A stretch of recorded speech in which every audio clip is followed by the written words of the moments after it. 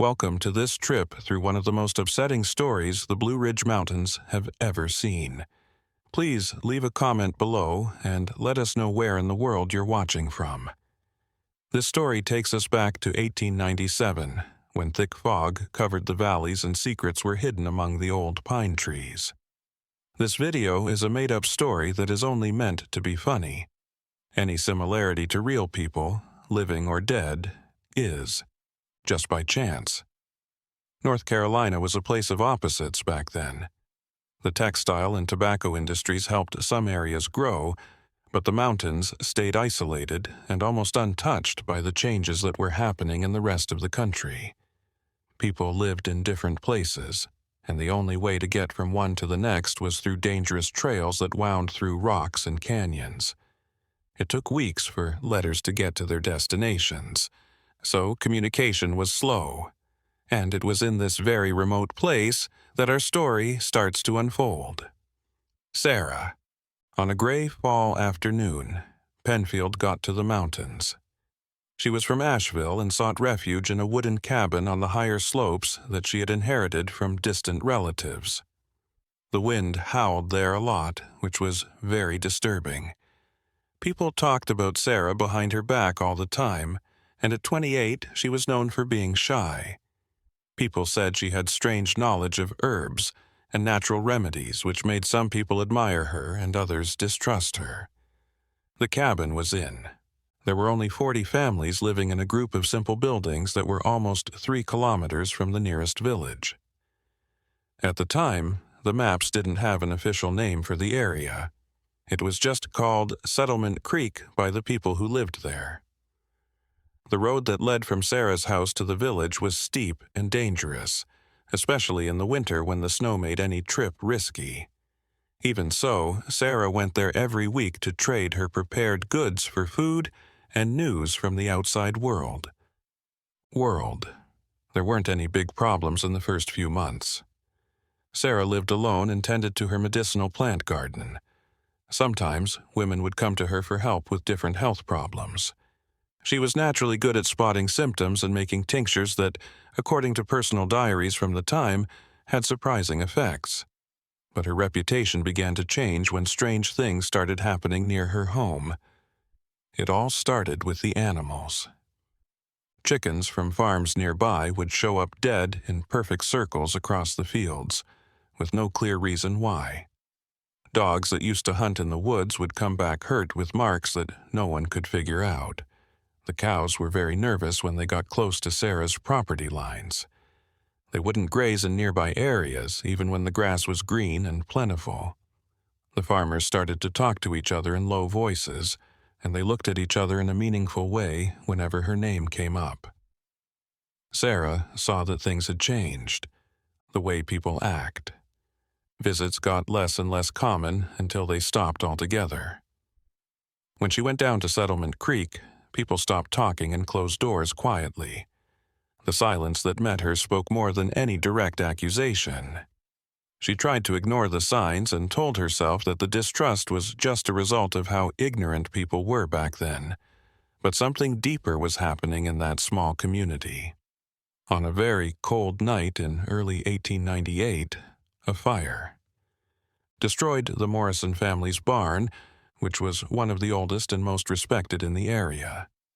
Later accounts say that the flames had a strange, almost greenish color, and that the fire fought back against firefighting efforts for hours. When it finally stopped at dawn, there was nothing left but ashes and the burned building. There was no natural cause found, and the Morrisons quickly pointed to a possible reason for their suspicions. Sarah's land was on a hill, so she could see the fire from there. Some people swore. They had seen someone watching from the shadows during the disaster. After that, things got worse very quickly.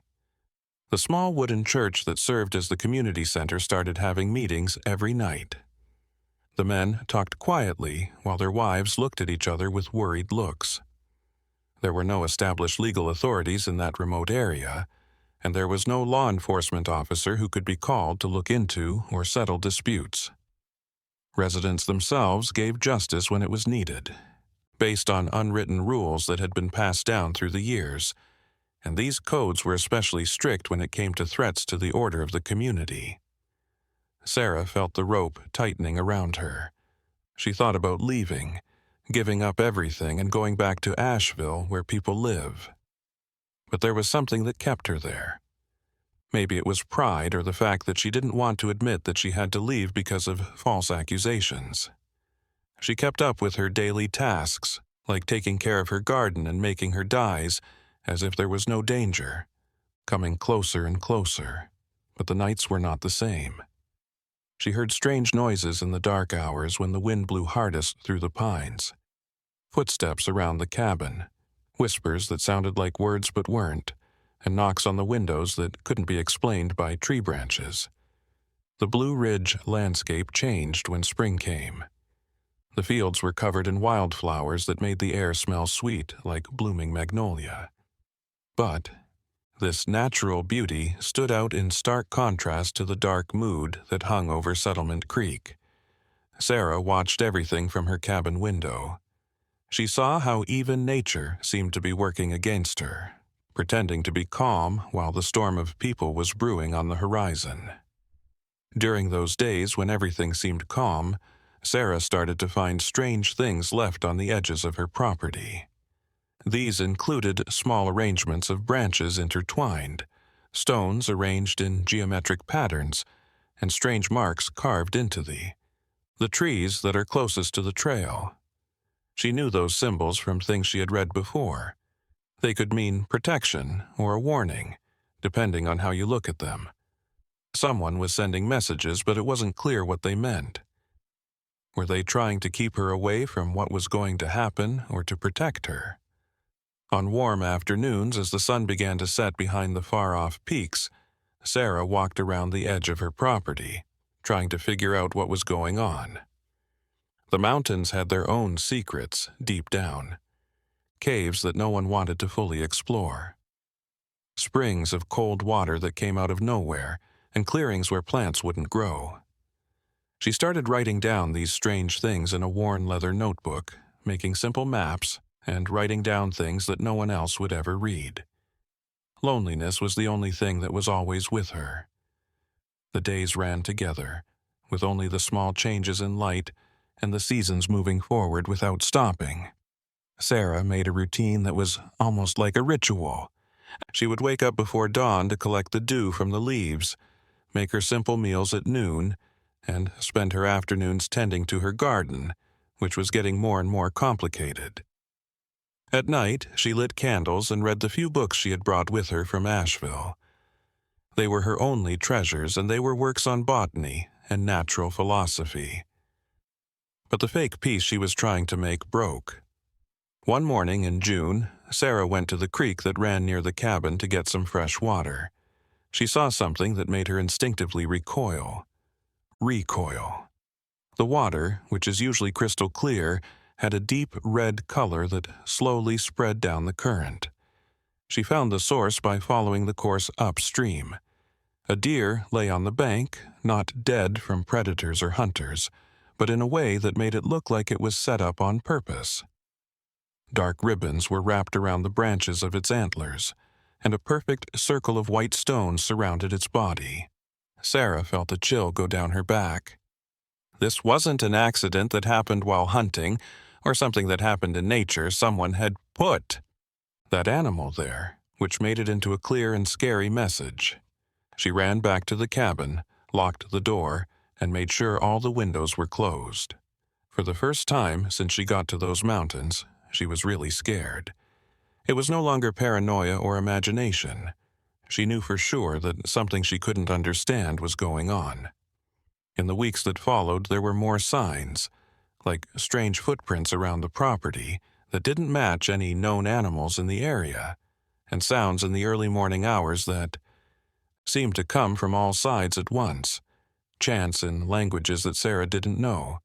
She started sleeping with a lamp on, and her sleep was always shallow and full of startles. The cabin that had once been a safe place now felt like a jail. Its wooden walls gave her a false sense of security against threats she couldn't quite put her finger on. Sarah took a big risk in July. She would go back down to Settlement Creek again, not to get supplies or make peace with the villagers, but to face them head-on, whoever was responsible for the strange things. She put on her best dress, tied her hair back tightly, and walked down the steep path with a new sense of purpose. When she got to the village, it was quiet. The streets were empty except for a few chickens pecking in the dirt. The doors were still closed, but Sarah could feel people watching her every move through the curtains. She went to the church because it was the only place she thought she might find someone who would talk to her. The priest in the area was an old man named Thomas Whitmore was known for being more moderate when it came to community issues. Sarah hoped he could explain something, or at least help settle the quiet disagreement that had come up. But when she pushed open the heavy door to the church, she found it empty and cold inside, even though it was July. There was no priest there, and all that was on the altar was an open book with a passage she couldn't read from a distance. Sarah finally found someone who would talk to her as she left the church. A woman in her 70s, with piercing eyes and hands that showed signs of work. She came closer. She didn't say her name, but she looked Sarah in the eye and whispered words that would stay with her for days. The woman talked about old cycles, lands that demanded tribute, and agreements made long before any of them were born. Sarah felt the weight of her words in her body, even though they were hard to understand. The old woman had already moved away before she could ask any questions. She disappeared among the buildings like an ghost. Sarah went back to the cabin, and she was even more upset than when she left. The old woman's words kept coming back to her, mixing with her own ideas about what was going on. That night, with the full moon shining down on the mountains in a ghostly silver light, she wrote a lot in her notebook, trying to make sense of the bits of information she had. But the more she wrote, the less clear things became. She always seemed to lose the answers, which were then replaced by even more questions that had no place to go. The heat of summer was getting worse, and the mountains seemed to have a different kind of energy. Sarah started to notice patterns in the clouds that formed over the peaks. These shapes always appeared at dusk and disappeared when night fell. She wrote everything down in her notebook, drawing the blurry shape she saw in the sky and looking for connections that might only be in her mind as it became more and more isolated. This is what loneliness does. Strange effect on people, turning simple observations into deep insights and linking dots that shouldn't have been linked. In August, she made the decision to explore the more remote parts of her property that she had been avoiding on purpose since she got there. In the west, there was a thick forest where the pine trees were so close together that sunlight barely got through the canopies. People who had lived there for a long time told stories about it, stories that have been told over and over again. People have told stories for generations about travelers who came and never came back, and about strange lights that danced among the trees on nights when there was no moon. Sarah had always thought of these stories as typical folklore from small, isolated communities, but now she was starting to doubt what she had always thought. Sarah went into the woods on a cloudy afternoon with only a flashlight and her wavering courage. There was no sound at all. Not even the birds would sing among those old tree trunks. There was a thick layer of something on the ground, of pine needles that made her footsteps sound muffled, giving her the feeling that she was walking in a dream from which she couldn't wake up. Every meter she walked made her feel more and more like someone was watching her, but she could never figure out where that feeling came from. Sarah stopped suddenly after walking for about half an hour. In the middle of the forest, a perfectly round clearing opened up, as if it had been made on purpose. There was a building in the middle made of stacked. Not tall enough to be a tower, but too neat to be natural. Moss grew on the lower stones, which meant that the structure had been there for a long time. Sir walked up carefully, noticing that there were shallow furrows in the ground around the structure that made lines that looked like the spokes of a wheel. She touched one of the stones and felt something strange, a vibration that was almost too small to notice that seemed to come from deep inside the rock. He instinctively pulled back, his heart racing for no clear reason. The light started to fade, and she realized she had been there longer than she had planned. At dusk, the forest changed. The shadows grew in strange ways, and the silence became almost real. Sarah decided to go back, but as she turned around to follow her steps, she became more and more upset that she no longer knew which way she had come. The trunks of the trees all looked the same, and they went on and on in every direction. She tried to keep up. Her own footsteps, but the layer of needles didn't show any useful markings. She started to feel panic, the kind of fear that makes you lose your mind and makes your heart race. Sarah made herself take deep breaths to clear her head. She knew that losing her cool would kill her. She picked a direction based on where she could still see the sun between the trees and started walking with purpose, counting her steps in her head to stay focused. It felt like an eternity, but finally, she came out of the woods, not exactly where she had gone in, but close enough to see the outlines of her property in the distance. The cabin stood out like a safe place in the quickly darkening landscape. Sarah almost ran the last few meters, crossed the threshold, and locked it behind her. She leaned against the wood to catch her breath. She couldn't sleep that night. Every time the old wood creaked, it sounded like footsteps coming closer. Every time the wind blew, it seemed to carry voices calling her name. The next few days were full of growing worry. Sarah couldn't stop thinking about that clearing. Even when she tried to focus on other things, the stone structure kept coming to mind. She went back to her books and looked for examples of similar structures and ancient rituals that could help her understand what she had found. The yellowed pages gave bits of information and vague mentions of the customs of people who lived in those areas long before the Europeans came, but nothing more. Not conclusive, just suggestions that made people wonder even more. Sarah got an unexpected visitor in September, when the first leaves started to change color. At dusk, a young woman knocked on her door. A dark shawl covered part of her face. She only gave her name as Elizabeth, and said she was from another mountain community that was even more remote than Settlement Creek. Elizabeth spoke in a low voice and kept looking over her shoulder as if she were afraid someone was watching her. She said she had heard of Sarah through the whispers that went from one village to another. They told stories about a woman who lived alone and had strange things happen to her. Elizabeth said that similar things were happening in her area. Animals in strange places, night noises that didn't match any known creature, and feelings of an unseen presence that drove the people crazy. She thought that all of these things were linked in some way, something that went beyond individual communities and involved the mountains themselves. She said that the Blue Ridge held secrets that were much older than any historical record. These secrets were like layers of memory and meaning that only showed up now and then for people who lived too close to the centers of power. Sarah's interest grew as she listened. She went back and forth between doubt and a strong desire to believe that she wasn't the only one who had gone through what she had. Elizabeth only stayed for an hour and turned down any offers of food or shelter. Before she left, she gave Sarah a small thing wrapped in cloth. It was a dark, smooth stone with markings on it that Sarah couldn't read. It had been polished until it shone. Elizabeth only said that it might offer protection, but she didn't say what from. Then she left, disappearing into the dark as quietly as she had come.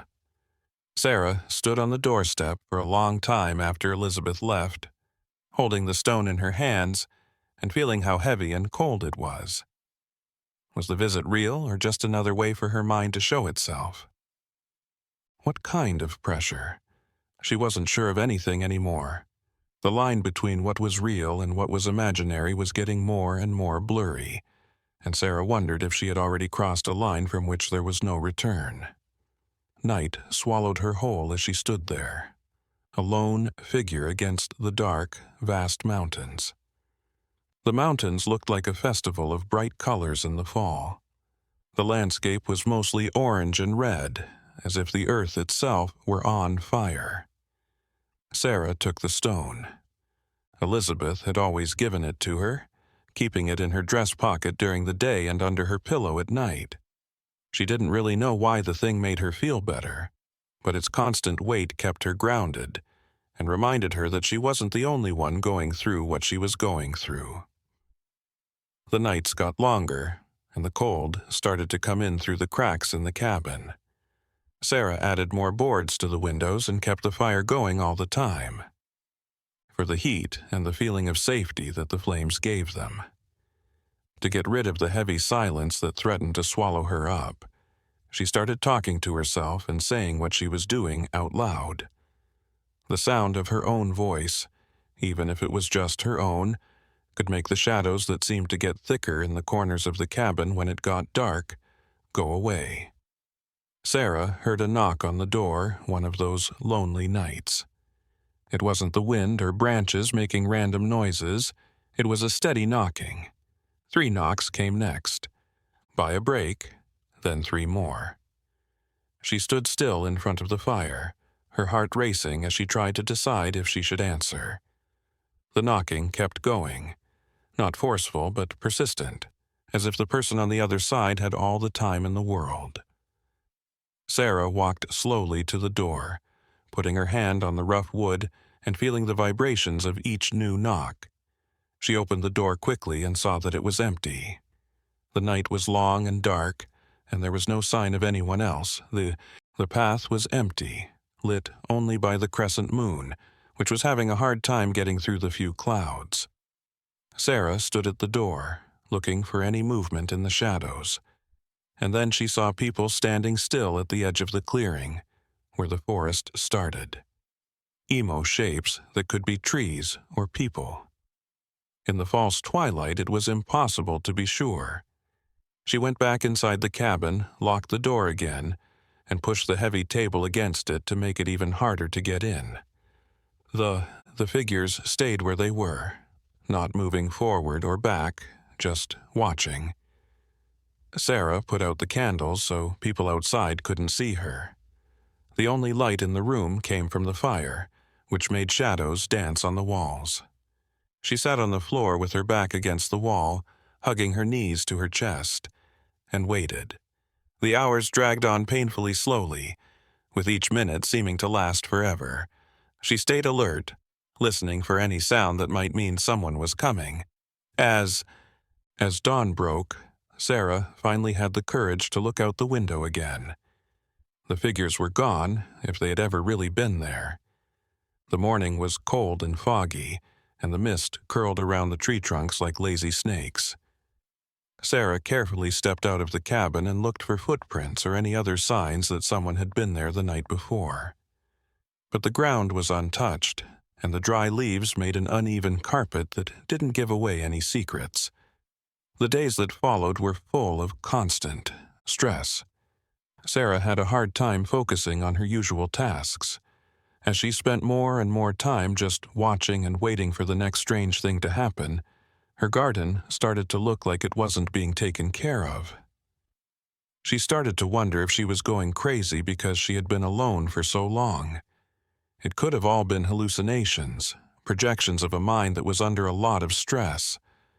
But then she touched the stone in her pocket and thought of Elizabeth.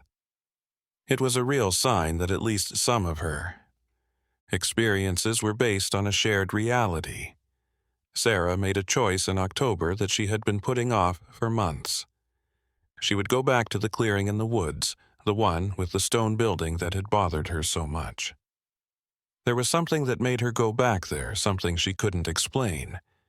It could have been curiosity, or it could have been the need to face what scared her the most. She carefully planned the trip, packing food for several hours, ropes to mark the way, and other things to make sure she wouldn't get lost. Get lost again, and Elizabeth's stone, which she now thought of as her own personal talisman. During the day, the forest was less scary but still strange. As Sarah walked forward, she tied pieces of red fabric to the trees. This made a trail she could see when she came back.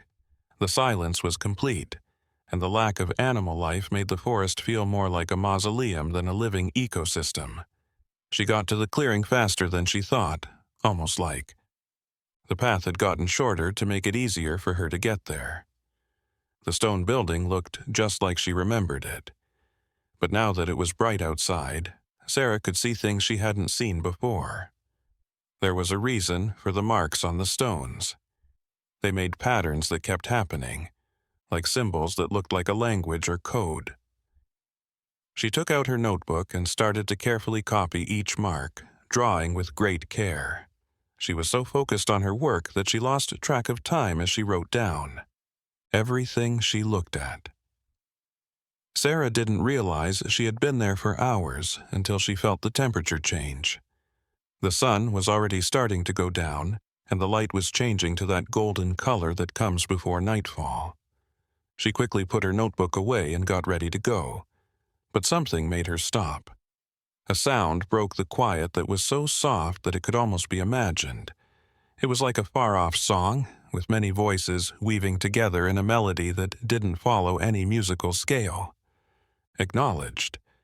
It was impossible to tell where the sound was coming from because it seemed to come from all directions at once. Sarah hurried after her red fabric markers again, almost running the last few meters until she got out of the woods. The singing followed her to the edge of the trees, where it suddenly stopped. The only sound left was her own heavy breathing. She didn't look back as she walked back to the cabin, but she could feel eyes on her every move. That night, she wrote down everything. The symbols she had copied, filling whole pages of her notebook with careful copies, looking for hidden patterns or meanings that might help her figure out the answers to the questions that were taking up all of her thoughts. November came, and with it came cold winds from the mountains that sounded like whispers of danger. Sarah started waking up before dawn because of dreams she couldn't remember when she woke up. They were only bits of images that disappeared like mist in the sun. She saw shapes that danced and heard old languages that her. The conscious mind didn't get it, but it made a big impression somewhere beyond reason. These dreams made her tired, like she hadn't really slept but had traveled to faraway places during the night. Every day, Sarah's obsession with the symbols she copied from the stone structure grew.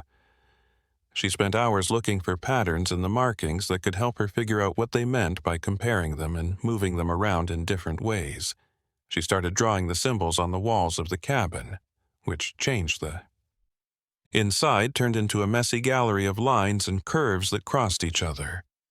Her fingers got dirty with charcoal and paint made from crushed berries, and she often drew without even realizing it, as if her hands had a mind of their own. Sarah saw something amazing during one of these drawing sessions.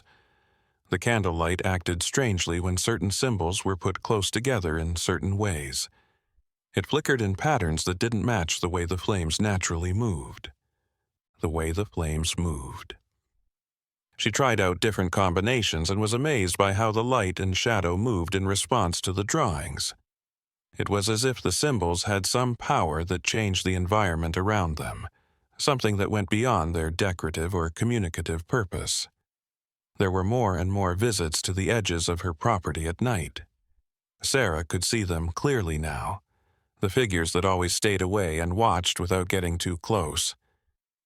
She stopped being afraid of them with the initial intensity, which turned fear into a cautious curiosity. Who were they? People who live in Settlement Creek are keeping an eye on things. Or maybe it's something else entirely, things that are connected to the mountains themselves and their ancient mysteries. Sarah didn't have any answers, but she had learned to deal with their constant presence and accept it as part of her new normal. One morning, she woke up to find a present on her doorstep. It was something carefully wrapped in dried leaves and tied with plant fibers. Inside was a small hand-bound book with yellowed pages full of writing in a beautiful but hard-to-read handwriting.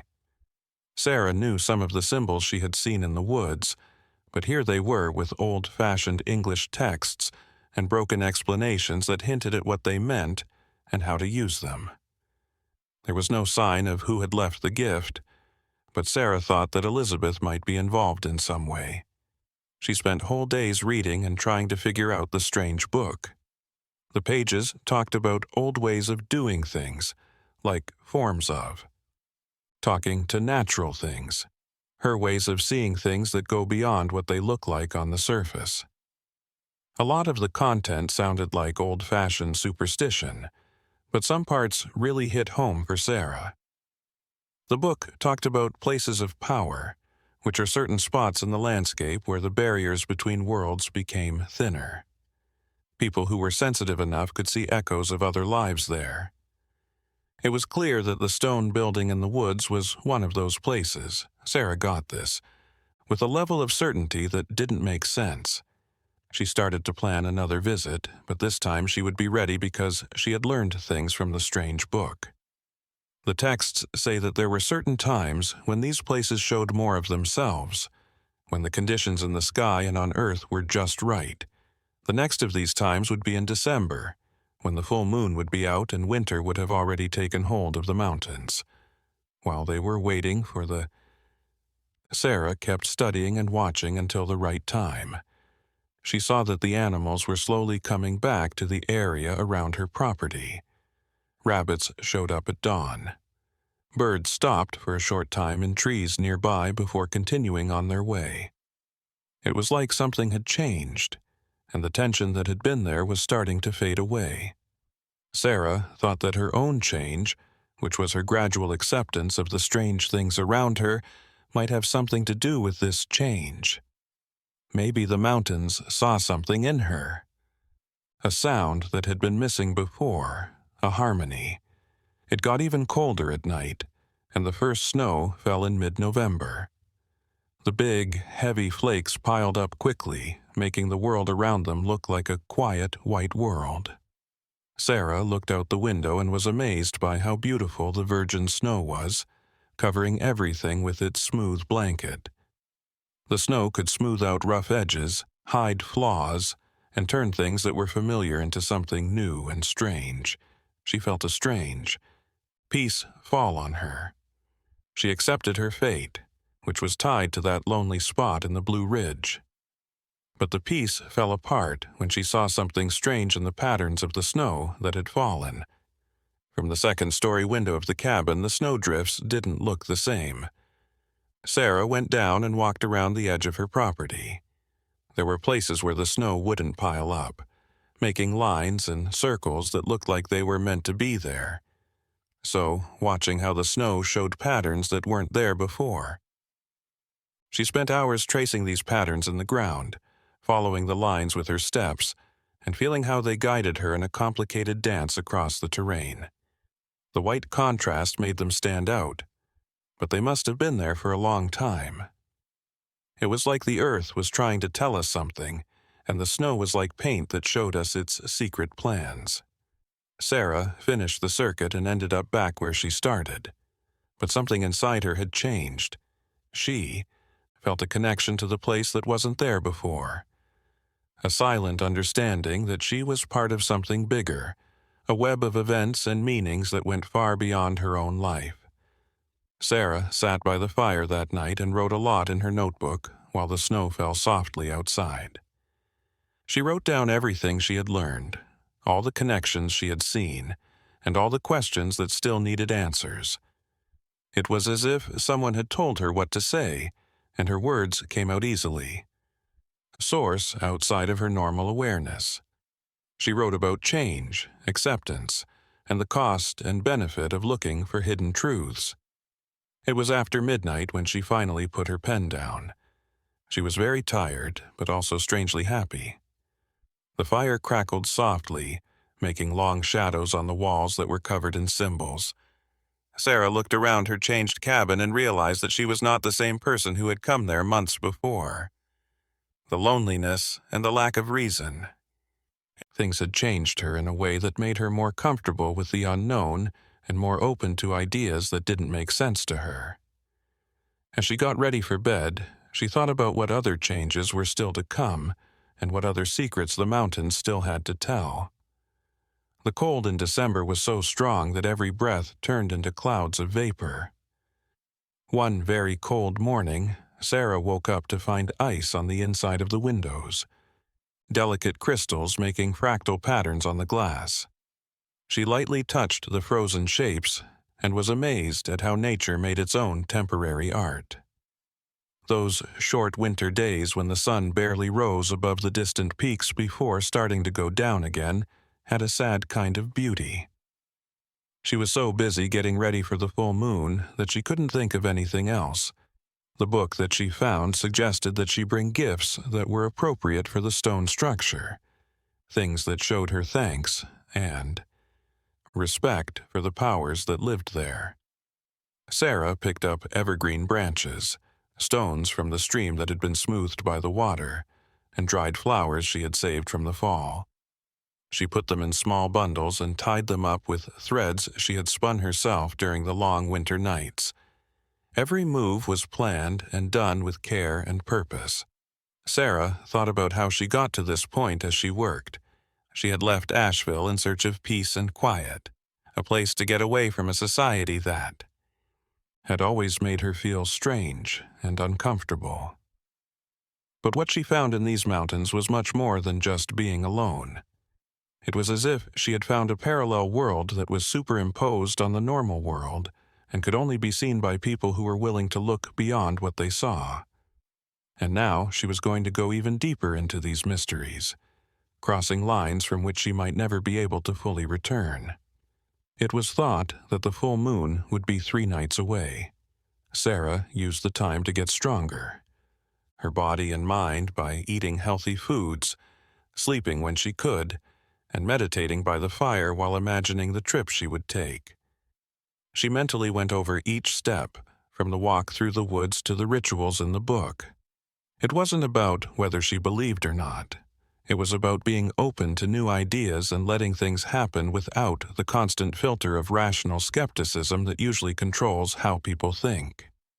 Sarah took a cold bath in the stream the afternoon before the full moon. It made her shiver a lot, but it also made her feel fresh and awake. She took a bath in the stream, which made her shiver a lot, but also made her feel fresh and awake. She put on her simplest clothes, as the book said, and didn't wear any jewelry or metal. The only exception was Elizabeth's stone. She had it with her for reasons she couldn't fully explain, but she knew it was important to have it. When the sun went down and the moon rose, Sarah lit a lantern and went into the woods. The new snow made the walk hard, but the signs she had helped her. She could still see the trails that had been left months before, which helped her find her way through the darkening woods. There was no sound in the forest. The only thing that broke the complete silence was the sound of her footsteps, which were muffled by the snow. Sarah's heart was racing, not because she was scared, but because she was so excited. Something big was going to happen. She knew it in her bones, a feeling that went beyond what made sense. The moon was already high in the sky when she got to the clearing, and its silver light lit up the stone structure and making the snow around it sparkle like there were thousands of diamonds on the ground. Sarah walked slowly toward the center, leaving dark marks on the white surface.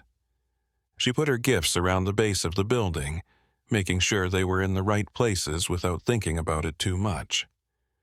She sat in the cold snow with her back against the old stones and looked up at the endless, starry sky.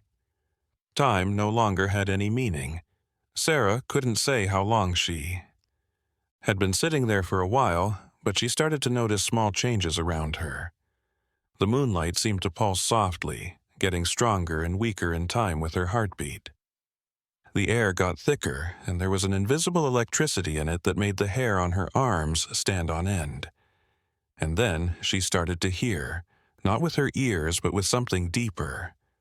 Sounds that came from both inside and outside at the same time. They were voices, but they weren't human in the usual way. They spoke in languages she didn't know, but somehow understood on a basic level. They told stories about the mountains that went back hundreds of years, memories of times when other people walked these trails and other minds connected with the same places of power. Sarah's mind filled with images of old ceremonies, people sitting around campfires, and ways of passing down knowledge from one generation to the next that modern society had completely forgotten. She then realized that the stone building was not just a physical marker, but a place where memories of the past and present could coexist in layers. Each stone had the memories of everyone who had been there before, and now Sarah was adding her own memory to this tapestry of time. The revelation made her feel small and big at the same time, like she was part of something much bigger than herself. When Sarah finally became fully aware of her body again, she realized she was shaking a lot from the cold. The moon had moved across a large part of the sky, which meant that hours had passed. She had a hard time getting up because her arms and legs were stiff from being in the cold for so long. She started the trip back, but now the forest looked different. It didn't seem as scary and was more welcoming, as if it had recognized her as part of its territory. The fabric markers shone in the moonlight, making it easy for her to find her way back to the world she knew. When Sarah got to the cabin, she was completely worn out but also strangely full of energy. She kept feeding the fire until it became a roaring bonfire. Then she took off her wet clothes and wrapped herself in thick blankets. Her hands shook as she made tea, but it wasn't just because it was cold. She had gone through something deep and life-changing that would change how she saw the world and her place in it forever. Sarah started to think about everything that had happened as she drank the tea and let the warmth slowly warm up her cold body.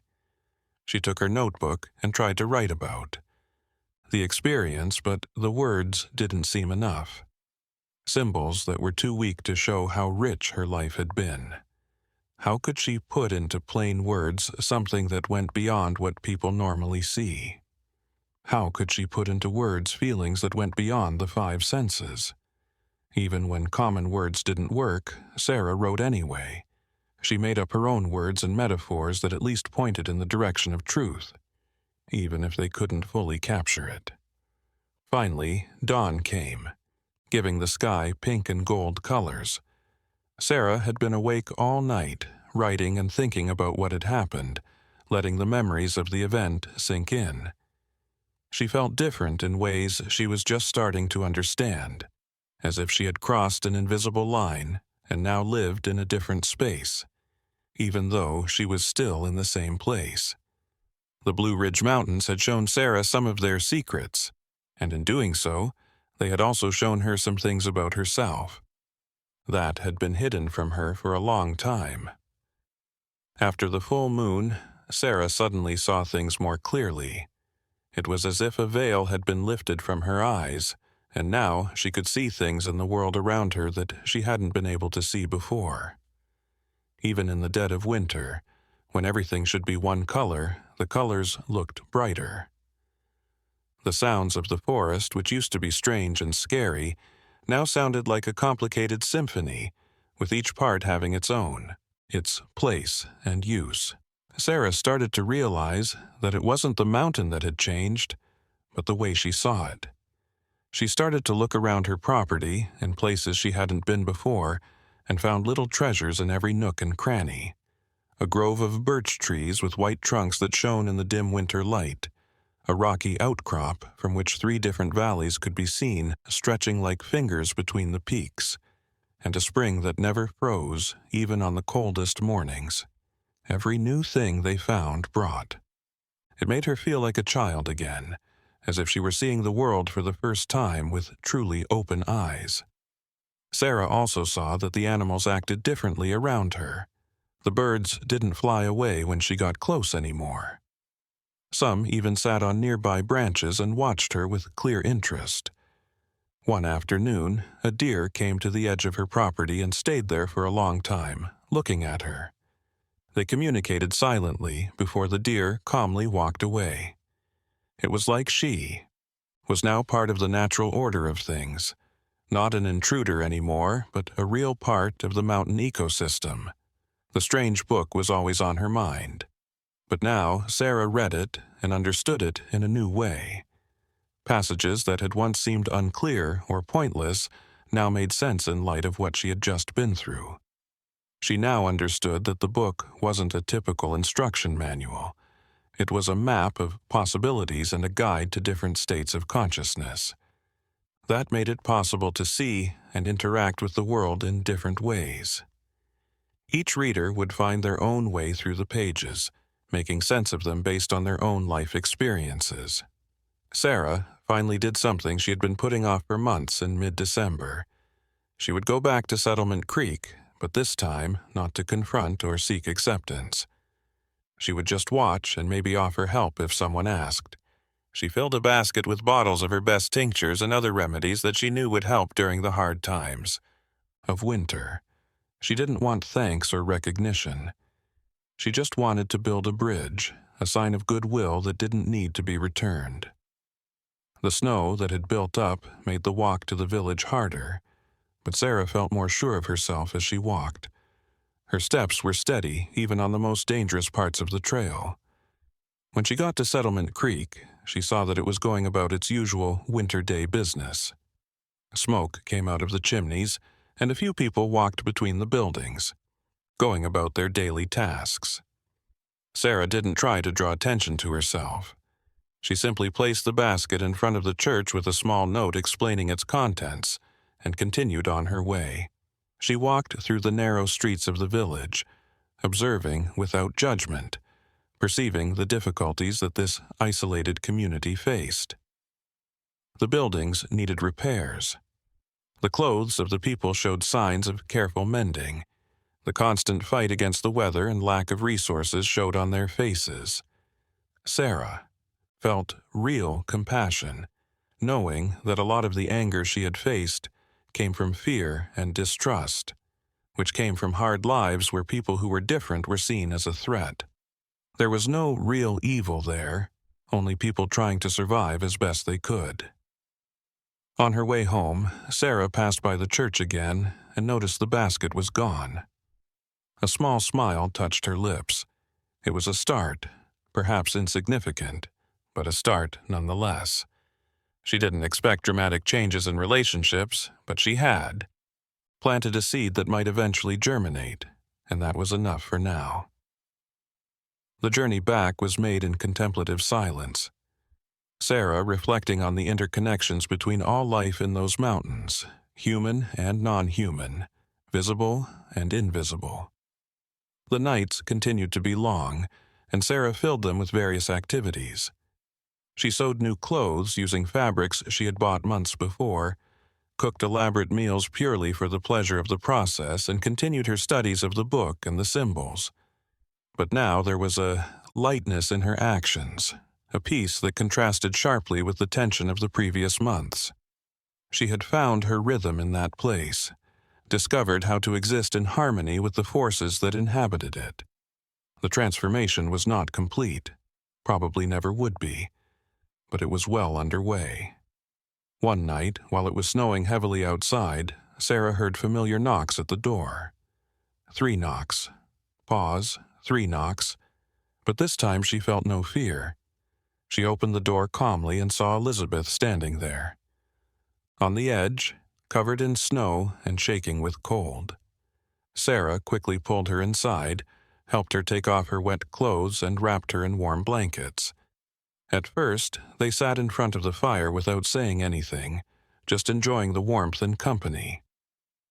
Elizabeth's voice was soft when she finally spoke, but it was full of urgency. She had come to warn Sarah about changes happening in the mountains, shifts in energy she couldn't fully interpret, but which hinted at something significant approaching, other sensitive people in. Distant communities had also perceived the changes, an awakening of forces that had lain dormant for a long time. Elizabeth didn't know exactly what it meant, but she sensed that Sarah was at the center of something important, a focal point where multiple currents converged. Sarah listened attentively, processing the information in light of her own experiences. She suspected Elizabeth was right, that her personal journey was somehow intertwined with larger processes that transcended her individual life. But instead of feeling overwhelmed by this responsibility, Sarah felt a calm acceptance. She was where she was meant to be, doing what she was meant to do, and the future would unfold in due time.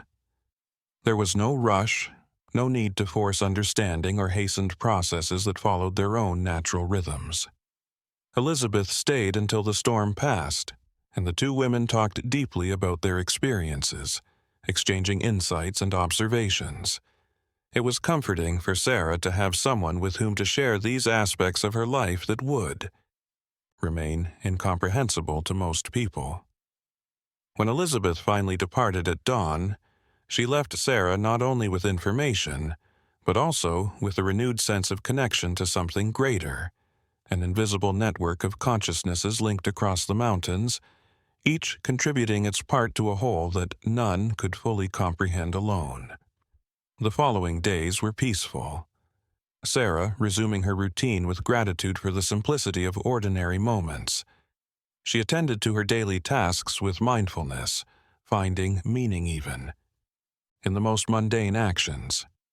Cooking became a form of meditation, tending the fire became a way to show thanks, and watching the snowfall became a way to think.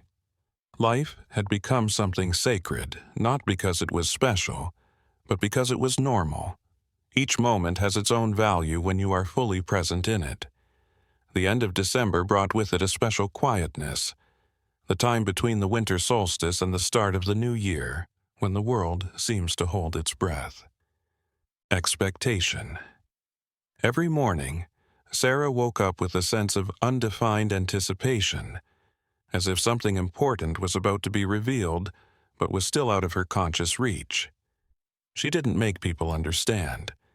She let the days go by naturally, trusting that the meaning would come out when the time was right. On one of those quiet mornings, Sarah saw marks in the snow around her cabin that weren't there the night before. They weren't animals, or not real human footprints, but patterns that were drawn on purpose, with curved lines that crossed each other to make complicated designs. She knew some of the symbols from her studies, but others were brand new. They were different versions of the basic patterns that showed how they had changed or adapted over time. Before the weak morning sun started to melt the snow, Sarah carefully copied each mark into her notebook so she could think about them later. She was very interested in the symbols. Who made them and for what purpose? Were the messages meant just for her, or spontaneous signs of forces at work that are beyond a person's control? As Sarah made her morning tea, she thought about these questions and let her mind wander, not holding on to any one answer. She had learned that not all questions needed answers right away, that mystery was valuable, and that the need for certainty often shut doors that should stay open. As the year came to a close, Sarah felt more and more like she needed to look back on her time at Blue Ridge. She turned. She read through the pages of her notebook, looking at old entries with new eyes and seeing patterns and progressions that she hadn't seen when she was living alone.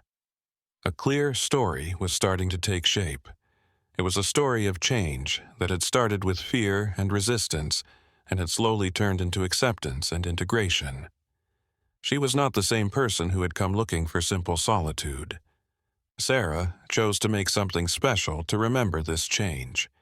Using things found in the mountains, she started to make a sculpture out of wood, stones that had been polished by time, and plant fibers that she had processed herself. She didn't have a specific plan. She just let her hands do what they thought was right and added things as they felt right. The sculpture grew naturally over the course of days, taking on a shape that was both abstract and deeply meaningful, representing parts of her journey in ways that words could never fully describe. Sarah often looked out the window at the mountains while she worked on the sculpture. From afar, they stayed the same and eternal on their time scale, silently watching countless human stories unfold on their slopes. She was just another person in this long line. Her life was a brief flash in the mines of the mountains, but it was connected to something much bigger and longer lasting than her own life. This point of view made me feel both small and important at the same time, which is a strange mix of feelings. The last week of the year was marked by very cold weather, with temperatures dropping well below zero and turning every breath into ice crystals. Sarah kept the fire going all the time by adding carefully chosen firewood that burned slowly and evenly. She spent hours just watching the flames, lost in thought, letting her mind wander without any direction or specific purpose. These times when she seemed to be doing nothing were actually very productive times when new ideas came to her mind without her even trying during. Sarah had a sudden realization during one of these quiet times. The strange things that happened to her in the mountains during her first few months were not attacks or threats, but tests to see how strong and open she was. The mountains, or the forces that lived in them, were testing her ability to change and her willingness to let go of old beliefs and accept new ways of thinking. She had passed these tests not because she was strong or smart, but because she was willing to stay there even when she didn't get it, but she kept looking for meaning even when things didn't make sense. This understanding brought an end to a cycle. Sarah thought that something had come to an end, that a chapter of her life was coming to an end so that a new one could begin. She didn't know what the next chapter would bring, but she was ready to accept it with the same openness she had worked so hard to develop in the past few months. The worry about the future that used to eat her up was gone, replaced by a calm faith that each moment would bring what was needed. Sarah finished her sculpture on New Year's Eve. She put it in a prominent place in the cabin where the candlelight made interesting shadows on the walls. The piece showed something important about her journey, a physical representation of things that were going on inside her. Sarah looked at it for a long time, feeling a mix of pride, gratitude, and excitement for what was to come. The sculpture was both a promise, and a memorial that honors the past while looking forward to the future. Sarah went out onto the porch of the cabin, even though it was very cold as midnight drew near. The sky was very clear, and millions of stars shone with an almost painful brightness. She stood there, looking up at the endless cosmos, feeling both small and deeply connected to all that space. The mountains around us were dark shapes against the starry sky, solid things that had seen the passage of time. Infinite calmness.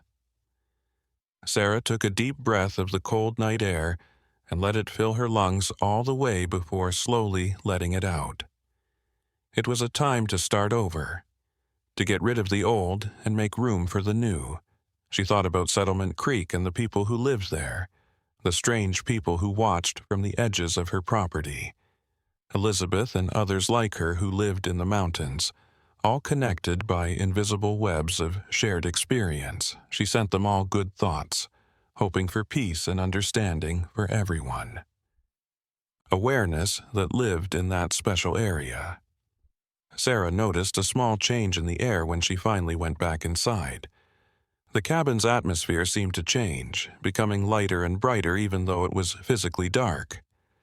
She made a simple but delicious meal and took her time eating it, enjoying each bite as a private celebration of life and all its ups and downs. After that, she wrote a final entry in her journal to mark the end of the year. It was a mix of thanks for the past and hope for the future. The next day. The night went on quietly, and Sarah finally let herself sleep, lulled by the soft crackling of the fire and the feeling that she was exactly where she was supposed to be. Her dreams were calm and healing, full of pictures of mountains with snow on top, trees swaying in the wind, and rivers that never quite froze. She felt a new burst of energy when she woke up to the first light of the new year and was ready to face whatever the next few days might bring. The first month of the new year brought small but important changes to Sarah's life in the Blue Ridge. January came in with its usual harshness, but she had learned to respect and even like the harshness of deep winter. The snow built up in thick layers, making the world look like it was all one color. Only the pine trees added color to the white. Sarah watched these changes from her cabin window and was amazed at how nature always changes. Changed itself, with each season bringing its own beauty and problems. She set up new routines that showed how her mind had grown. Every morning, I would stand by the east-facing window and watch the sunrise paint the distant mountains in pink and gold. Sarah spoke softly, thanking the cabin for keeping her safe, for the firewood that kept the fire going, for the food she still had stored, for the strength of her body, and for the clarity of her mind. Her thoughts. These words weren't meant for a specific god. They were meant for the web of existence that kept her alive. They were a recognition of how all things are connected and depend on each other. After her morning routine, Sarah spent time studying. The strange book Elizabeth had left behind was always with her, but now she read it in different ways. Instead of just taking in information, she talked to the text by writing her own thoughts and questions in the margins. This made it possible for her to have a conversation with whoever put that knowledge together in the first place. Margins. Making a conversation through time with the person who first put that information together. She read some parts over and over again, finding new layers of meaning each time, as if the words changed in response to her own growth. The afternoons were set aside for hands-on work. Sarah had started making her own medicines again, not to sell or trade, but just for the fun of it, and to feel good about learning a useful skill. She tried out different combinations. Of herbs she had gathered in the fall and carefully wrote down the results in a separate notebook. Some mixtures had effects that were surprising, like bright colors or smells that weren't just medicinal. Sarah started to think that some mountain plants had special properties that could change her state of mind when used in the right way. Sarah made an interesting discovery during one of these testing sessions. She had mixed 3 different kinds of roots with spring water that never froze. She heated the mixture slowly over a fire while saying words she had learned from the strange book. When the preparation finally cooled, it was oily and the color changed depending on how the light hit it. It can be deep green, dark blue, or even bright purple at times. Sarah put a little bit on her wrist, and right away she felt a tingling that spread up her arm. The result was not obvious, but real. She could see things more clearly. She could tell the different textures in the wood of the walls that she had never noticed before. You can now see layers of grain and knots that used to be hidden. The sounds also became clearer. She could pick out each piece of wood that was burning at any given time by listening to the crackling of the fire. The experience lasted only a few minutes before slowly fading away, leaving her a little dizzy but very curious. Sarah carefully wrote down everything, knowing she had found something important that needed to be looked into more.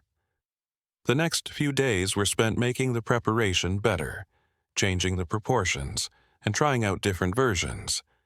Sarah found that some leaves made the effects stronger, while other plants seemed to completely cancel them out. It was a delicate process that required full attention and endless patience. But she really liked the work. It was very rewarding to do. Finding out the secret properties of plants, which nature only reveals to those who are willing to look hard enough.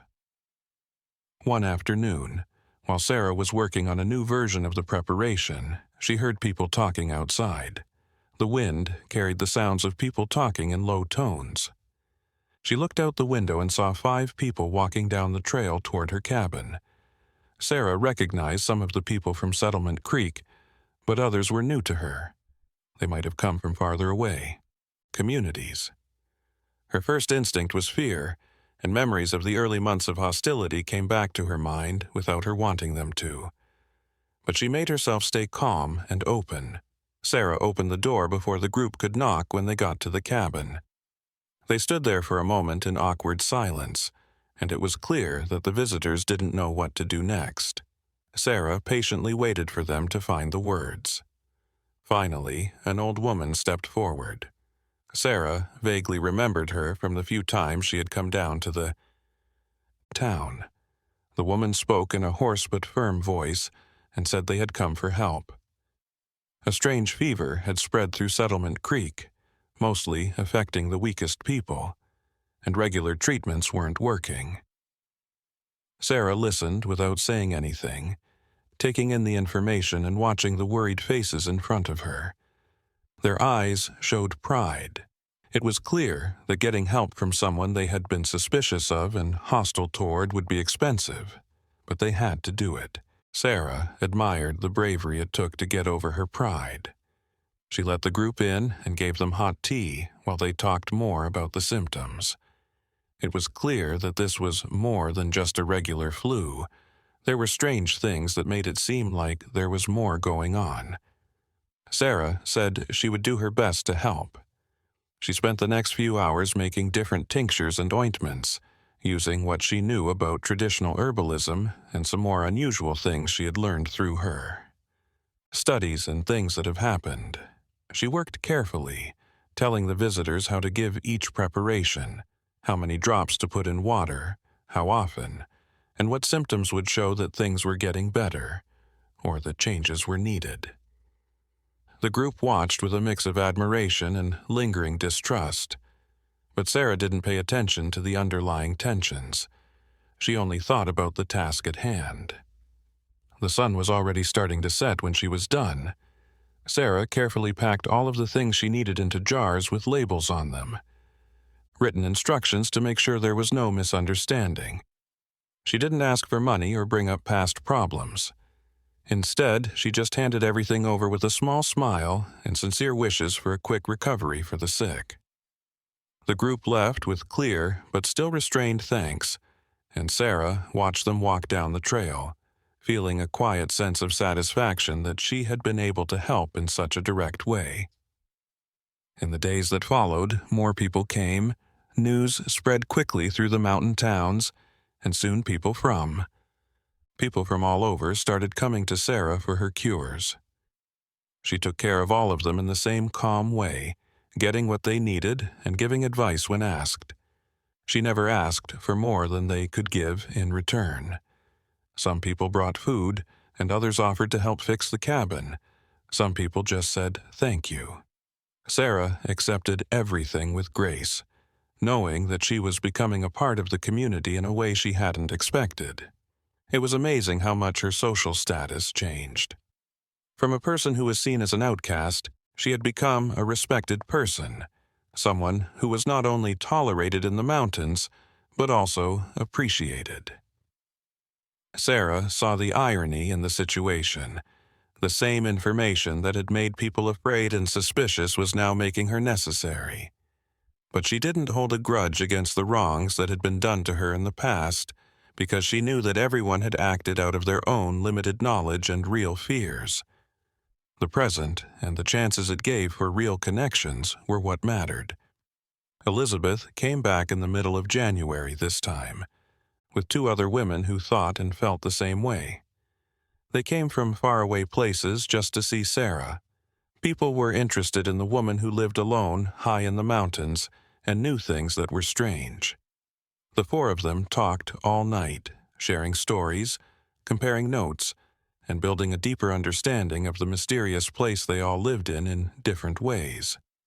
Sarah learned about a larger group of people during this meeting. A group of people spread out across the mountains. People who kept old traditions alive by doing things in secret and passing on knowledge carefully. They didn't think of themselves as witches or sorceresses, which are words that have bad meanings. They just thought of themselves as protectors of knowledge that modernization was threatening to wipe out. Each of them had a specific job to do to help keep things safe, based on their skills and areas of expertise. And now Sarah was being asked to join this hidden network to take on her own place in this flow. The suggestion made people feel different ways. On the one hand, Sarah was honored by the recognition and excited about the chance to connect more deeply with people who understood parts of her experience that most people would never understand. On the other hand, she was hesitant and unsure if she was ready to take on the responsibilities that came with being a member of such a group. Elizabeth and the others didn't push for an answer right away. They just put the seed in the ground and let Sarah think about the offer at her own pace. Sarah thought deeply for days after the visitors left. She walked for a long time through the snowy mountains, climbing to high points where she could see a lot of land stretching out in all directions. There had been many generations of people living in those mountains before her. They were silent witnesses to stories that no one wrote down, but that still echoed through the land. Sarah felt the weight of that history and the duty to honor what had come.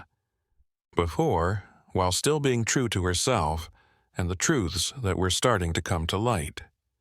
She also thought about her old life in Asheville, the life she had left behind to look for something she couldn't quite put her finger on at the time. Sarah, from months ago, seemed like a totally different person now, separated by a huge gap of life-changing events. She had lost some things along the way, the ease of everyday life, the comfort of knowing what would happen, and the connections she had with people who could never understand the path she had chosen. But there were also immeasurable benefits, a wealth of experience and knowledge that no amount of material comfort could match. Sarah made her choice at the end of January. She would accept the invitation to join the network, but only on her own terms. She would keep her independence and freedom while giving what she could uniquely give. She told Elizabeth this in a carefully written letter that she sealed with wax she made from beeswax and scented resins. The letter was sent through a network of informal messengers who connected the different communities. Sarah got a good answer within a week. A small silver medallion with symbols on it that would let people who knew how to read them know she was a member of that group. Sarah wore the medallion under her clothes so that it wouldn't be too obvious. She could feel its light but important weight against her skin. It was a constant reminder of connections that went beyond her physical isolation in the mountains, a real sign of being a part of something bigger. As winter continued to rule the land, Sarah became more and more comfortable in her role as a bridge between worlds. Someone who moved between the normal and the mystical, translating between languages that didn't often meet, helping both her local community and more mysterious goals that she was just starting to understand. The Blue Ridge Mountains changed in a quiet way during the last days of winter. Sarah saw the first signs of change from the window of her cabin. Started to show up. Little green shoots pushing through the snow that was still on the ground. Birds coming back from faraway places and singing songs that say spring is coming. She had made it through the darkest time of the year and come out the other side, not unscathed, but definitely changed in ways she could hardly put into words. The cabin that used to mean being alone was now a place she had chosen to go to be safe. Sarah had made a place there that showed who she had become. Every corner had its own special meaning, every object holding memories of changes and discoveries. The symbols she had drawn on the walls months ago were still there, but they didn't seem strange or scary anymore. They were just a normal part of the inner landscape she had worked so hard to create. She still got visitors from time to time, people who wanted her medicine or just wanted to be with her. Sarah had learned how to balance her need for alone time with the duty that came with having knowledge that could help others. This balance had a rhythm to it, with times of a lot of socializing, then days of being completely alone to recharge and think. She no longer thought of this as a contradiction, but as a normal way for someone to live their life to the fullest in all its aspects. Elizabeth and others in the network talked more often, but the talks were still spread out because of the long distances and tough mountain terrain. Every meeting gave everyone a new point of view and shared information that helped everyone understand better. Sarah understood that she was learning a different type of information, not one based on books and formal instruction, but the wisdom passed down through lived experience and spoken word. This kind of education has kept human communities going for thousands of years before the written word took over. Sarah still went to the stone structure in the woods on a regular basis. She went to the clearing at different times of the month and in different kinds of weather, and each time she found small details that she had missed before. The place revealed itself in layers, always offering something new for those who are willing to watch without having any set expectations. Sarah brought simple gifts, like flowers when she could find them, interesting stones she found on her walks, and words of thanks whispered to the wind. She started to realize that her journey would never have a clear endpoint, and that there would never be a time when she could say she had fully understood or mastered something. The path she had chosen was one of constant discovery. Every answer led to more questions, and every insight led to more questions, opening doors to places that had never been seen before. There was beauty in this constant incompleteness, a sense of life that came from always having something new to learn and new depths to explore. Sarah often thought about the woman who had come to those mountains months ago to get away from a life that no longer worked for her. That version of herself now seemed like a stranger, someone who was acting on ideas and limits that the current Sarah could barely recognize as her own. The change wasn't sudden or big. It happened over time, through 1,000 small choices and moments of openness, questioning what they thought they knew and accepting what they didn't. The nights were still cold, but not as bad as they were in the middle of winter. Sarah spent them by the fire, sometimes reading and other times just watching the flames dance and cast shadows on the walls. These nightly rituals made me feel better. A sense that she was in the right place and doing the right thing. The anxiety that used to always be with her was gone, and in its place was a calm acceptance of the natural flow of life, with all its problems and contradictions.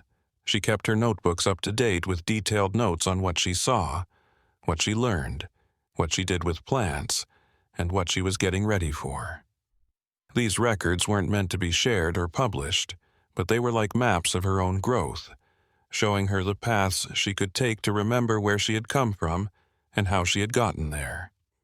Sarah knew that value in this personal writing, even though she knew that some of the ideas she tried to put into words would always be hard to explain.